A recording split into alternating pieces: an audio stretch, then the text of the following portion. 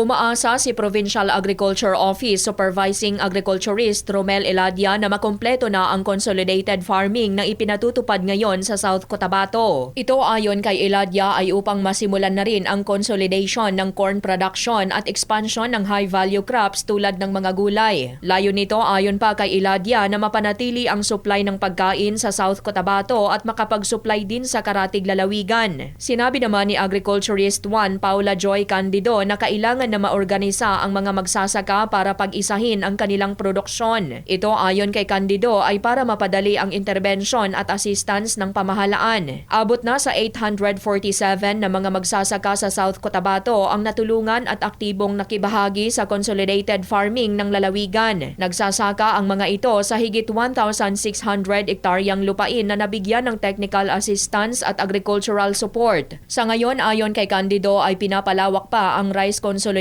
farming hindi lang sa 6 na mga bayan kundi sa pamamagitan ng pagkakaroon ng area para dito sa 10 mga bayan at isang lungsod sa South Cotabato.